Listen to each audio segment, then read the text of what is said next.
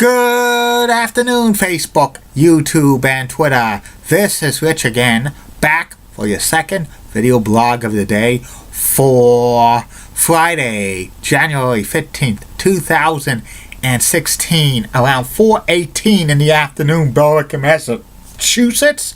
It's clouding up right now. Tonight we're going to have some rain, freezing rain, changing to snow, but less than an inch possible in this area, and some other places will be getting more, but no big snowstorms in sight. Some news to report: Walmart is closing 269 stores. A lot of people are going to lose their job. That's not good, especially in this economy where jobs are few and far between. Also, prayers to ESPN's NFL insider Chris Mortensen, who has been diagnosed with stage 4 throat cancer. So prayers to his family and him in this time of need. Chris has taken a leave of absence from ESPN.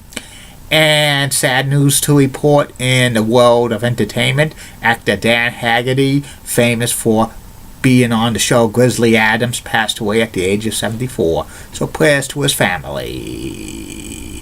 That's about it on the news. And it's also National Hat Day. Forgot to mention it. I always wear hats. Okay? My second video blog subject of the day is about why a spring football league in the United States has never worked it hasn't worked long term and stuff. NFL football is the number one sport in America, and people love to watch the NFL football. And many people said they would love to have year-round football games each and every year in the United States and stuff.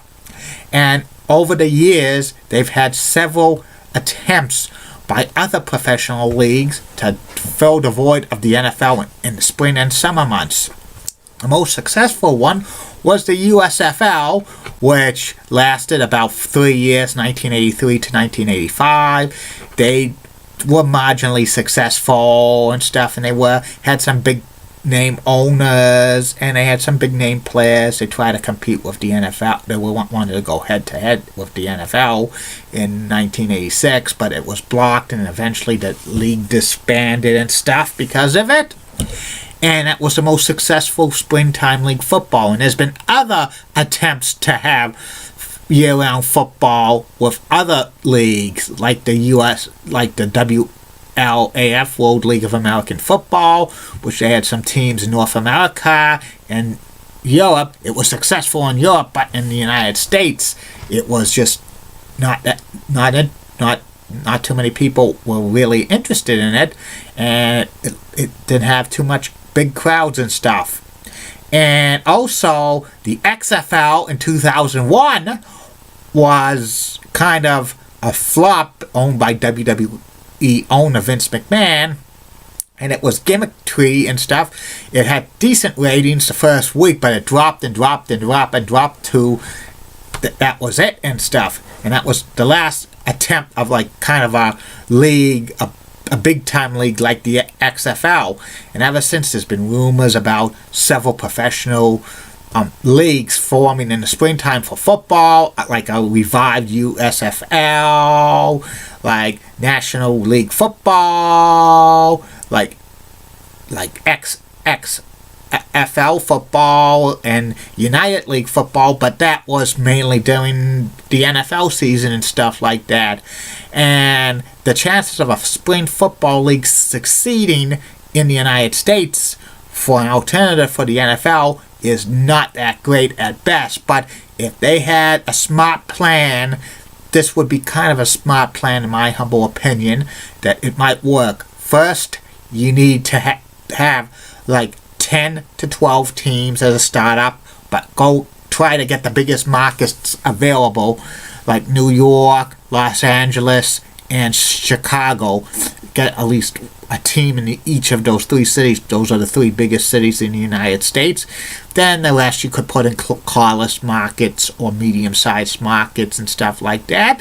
Another plan is to have like kind of a salary cap, have salaries no more than like $100,000 a year and stuff, and that would be good for like each player gets paid no more than $100,000 a year, and that would be a salary cap to do. 3, another successful plan is to try to get on a major network, that a cable network, because none of the big networks like ABC, NBC, CBS, or Fox would want to broadcast a spring football league because they do not want to PO the NFL and stuff like that, and and it would be very difficult to get on ESPN and stuff because there's so much things like that. I would not want to see a spring football league on OTT, over the top service, just online and stuff, because that would kill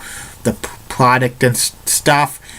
And maybe like TNT and TBS need football. They don't have like any professional football, or like NBCSN or FS1 for more programming. Another proposal for a business plan for a startup football league is usually the league needs to have good quality of play and stuff. Try to get the best players possible, even if it's people on taxi squads in the NFL, or like a retiring veteran, or a veteran who got cut from an NFL team, or anybody. But mainly the rosters of a spring football league will be probably players who never were good for the NFL, or Division 2 or 3 college players. Maybe you see 1 or 2 like over the hill players trying to get one more shot at glory and stuff, and players who've been in trouble with the NFL. Those are the 4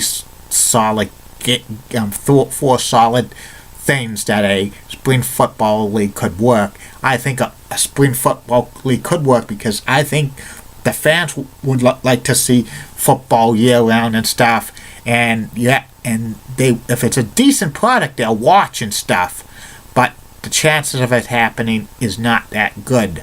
And that's about it on that. I'll be back with the 3rd and final video blog of the night, which will be about personality profile, professional wrestler Steve Curran, also known as Skinner in the WWE. Keep calm, everybody. I'm a Julie Button guy. Molly Rosenblatt of WCCO rocks and has nice legs. Elizabeth Hutt is so stunning. And in the words of Dickie Aykroyd, the more the merrier. Bye.